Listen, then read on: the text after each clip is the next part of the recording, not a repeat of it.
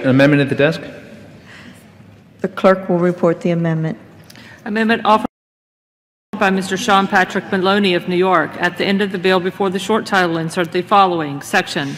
None of the funds made available by this act may be used to implement, administer, or enforce the order entitled Order Accepting Proposed Tariff Revisions and Establishing a Technical Conference issued by the Federal Energy Regulatory Commission on August 13, 2013, docket number ER 13-1380-000.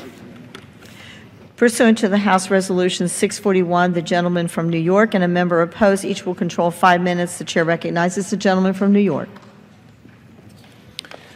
Thank you, Madam Chair. Many of my colleagues may be familiar with the Federal Energy Regulatory Commission, known as FERC, but I imagine few of my colleagues have experienced an agency with the accountability that we have experienced in the Hudson Valley recently, or have seen how a few unelected bureaucrats can wreak havoc, literally, on our utility bills and those of our struggling neighbors, without regard for basic facts like how people use energy, or how those bills will be paid, or whether people can even afford to pay these bills after the worst winter and the highest energy costs we've seen in a generation.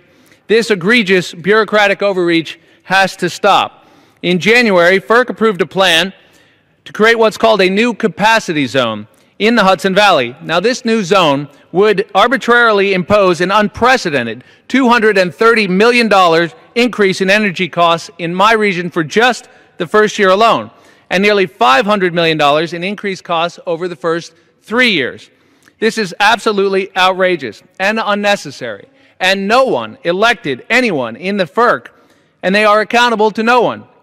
But their decisions affect all of us, and in this case affect the struggling ratepayers of the Hudson Valley. Initial estimates suggest that customers throughout the Hudson Valley could see their utility bills go up by as much as 10%. And this, again, after the worst winter and highest energy costs in a generation. Every single day, I'm hearing from my neighbors about how awful this decision is and their fears of how they will pay for their energy. I heard from Russ in Putnam Valley, who told me that as a senior on a fixed income, this is an increase that he simply can't afford, because he's expected to pay $120 more this year, and he doesn't have it.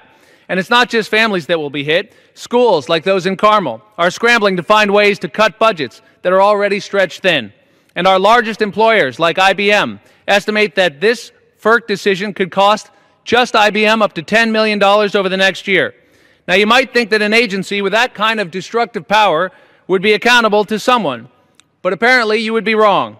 Last week, I received a letter from the Dutchess County Executive, Marcus Molinaro, stating that in 20 years that he's been in elective office, quote, "I have never interacted with a less accessible, less accountable government entity, seemingly impervious to the legislative and public scrutiny," end quote.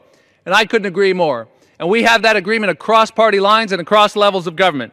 The new capacity zone is an unnecessary and destructive step designed to fix a problem that we can fix in so many other ways. And we have to rein in these unaccountable Washington bureaucrats. So my amendment is simple. It would specifically prohibit funds to go towards allowing the Federal Energy Regulatory Commission from enforcing the decision that created the new capacity zone.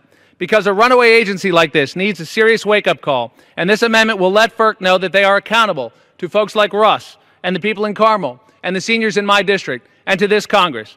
I thank you, and I reserve the balance of my time. The gentleman reserves. For what purpose does the gentleman from Idaho seek recognition? Claim time in opposition to the amendment. The gentleman is recognized for 5 minutes. Madam Chairwoman, I rise in opposition to the amendment, and I certainly understand the gentleman's concerns. We engaged in a colloquy an hour or so ago, and I supported the member's concerns, and I still do. However, this amendment goes beyond what I can support.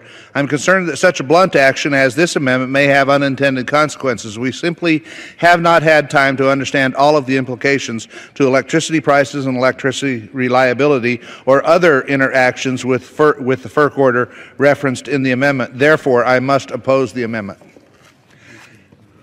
And I yield back the balance of my time. The gentleman from Idaho yields back. The gentleman from New York. Mr. Chair, I thank the chairman for his assistance with the colloquy earlier. I respect his remarks. Let me just point out that this amendment relates to a specific FERC docket, so by definition it can affect nothing other than the specific decision that I've referred to. And I would like to yield across the aisle to my colleague Chris Gibson, who also represents the Hudson Valley, for as much time as he may wish to consume. Well, I thank my friend. The gentleman is recognized for as much time as he may consume. Thank you, Mr. Chair, and I want to thank my friend Sean Patrick Maloney. We're working together on this amendment, and we're fighting for our constituents. We just came through last winter, one of the harshest winters for those in upstate New York, where we saw our gas and home heating prices rise. We saw our electricity prices double. And yet, as my friend Mr. Maloney just pointed out, we see that FERC wants to continue on and has moved forward with this new capacity zone, which they claim is going to lead to more generation. But look, these rising rates, they're not necessary. We've already have interest in our region for more generation, and this is just more burden on our constituents. And you take a look at how this is impacting across. This is hurting hardworking families. It's impacting small businesses. So we're talking about loss of jobs. We're talking about heartache on families, all for something that's unnecessary. And as Mr. Maloney pointed out, this is coming from FERC, which has really been unaccountable when it comes to our concerns. Mr. Maloney and I, our governor, one of our senators, we have had leaders at every echelon reach out to FERC and explain to them, especially given the harsh winter that we went through and the fact that it's unnecessary. This is tone deaf and outrageous that they're going forward. We want to fight this. Mr. Chair, and to the ranking member, we thank you for your acknowledgement in the report language going forward. We think that will be helpful, but we need relief right now. We're asking for support for this amendment. We think this is the right thing to do, and I'd ask all my colleagues to support. Stand up. Let's fight for families. Let's fight for small businesses. I yield back to my friend. Gentleman's time has expired. All timing have been offered. All those in favor say aye. Aye. Those opposed, no. Opinion of the chair, the ayes have it.